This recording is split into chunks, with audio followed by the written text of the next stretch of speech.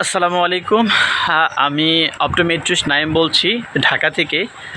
তো আজকে যে টপিকটা নিয়ে কথা বলবো সেটা হলো মাথা ব্যথা নিয়ে।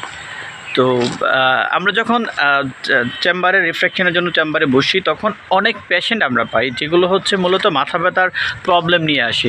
এটা মূলত হচ্ছে 12 বছর থেকে শুরু করে 26-28 বছর পর্যন্ত, বিশেষ করে মেয়েদের ক্ষেত্রে আমরা এটা বেশি পাই। আমরা যেটা নর্মালি দেখি আর কি, অনেক ডক্টর দেখানোর পরেও, অনেক ওষুধ খাওয়ার পরেও এটা আসলে মাথা ব্যথাটা দূর হয় না। তখন আমরা দেখা যায় অধিকাংশ পেশেন্টের ক্ষেত্রে দেখি তাদের রিফ্র্যাক্টিভ ইরর আছে, যাদের হচ্ছে দেখাজনিত সমস্যা আছে।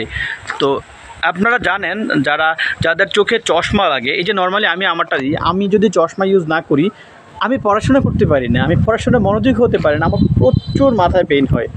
তো তো আমরা যখন ওই পেশেন্টগুলোকে দেখি তখন দেখি তার রিফ্র্যাক্টিভ ইরর আছে। তো রিফ্র্যাক্টিভ ইরর থাকলে মাথা ব্যথা হবে, এটা স্বাভাবিক, কারণ তার ঠিকঠাক সার্কুলেশন হচ্ছে না, ঠিকঠাক দেখছে না, তার ত্রুটি আছে দেখায়।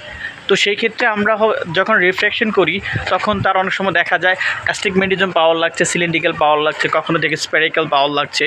তো স্পেরিক্যাল এবং সিলিন্ড্রিক্যাল পাওয়ার যাদের লাগছে, আমরা যখন মায়োপিক পেশেন্টদেরকে পাওয়ার কারেকশন করে দিই তো অনেক সময় দেখা যায় মাথা ব্যথা ঠিক হয়ে যায়। আমি নিজেই সাক্ষী, আমার নিজের চশমা যখন না পরি আমার প্রচুর পেইন হয় মাথা, কিন্তু আমি যখন চশমা পরি আমি দৃষ্টিও আমার স্বচ্ছ থাকে, দেখাও আমার ভালো থাকে, আমার মাথা ব্যথাও থাকে না। তো আমি এটা বলবো, কোনো পেশেন্ট যদি অতিরিক্ত মাথা ব্যথার সম্মুখীন হন, আপনার নিকটস্থ কোনো চক্ষু বিশেষজ্ঞ যিনি আছেন, অপটোমেট্রিস্ট অথবা অপথ্যালমোলজিস্ট যিনি আছেন, ওনার কাছে গিয়ে আপনার প্রবলেমটা বলতে পারেন।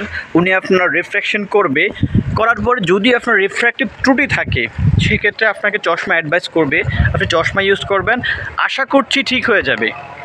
আর যদি এরপরও ঠিক না হয় তাহলে সেই ডক্টর চোখের বিশেষজ্ঞ যিনি আছেন বা অপটোমেট্রিস্ট অপথ্যালমোলজিস্ট যিনি আছেন, উনি আপনাকে নিউরোলজিস্ট বা ভালো কোনো সার্জনের, ভালো কোনো ডাক্তারের কাছে অ্যাডভাইস করবে। তো আশা করছি মাথা ব্যথার সমস্যা নিয়েও আপনারা সাফার করতে হবে না, এটারও একটা সমাধান আছে। তো ভালো থাকবেন, সুস্থ থাকবেন। যদি আমার মনে হয় অন্য কোনো ভিডিও প্রয়োজন আপনাদের জন্য, অবশ্যই আমি ভিডিওতে আবার আসবো। আসসালামু আলাইকুম ওয়া রাহমাতুল্লাহি ওয়া বারাকাতুহু। আর আমার সাথে যদি যোগাযোগ করতে চান তাহলে ডেসক্রিপশনে আমার নাম্বার দেওয়া আছে এবং ডিসপ্লেতে আমার নাম্বার দেওয়া আছে। অবশ্যই হোয়াটসঅ্যাপে যোগাযোগ করবেন, নাম্বারে কল দিবেন না। ভালো থাকবেন। আসসালামু আলাইকুম ওয়া রাহমাতুল্লাহি ওয়া বারাকাতুহু। চোখ আপনার, সেবা আমাদের।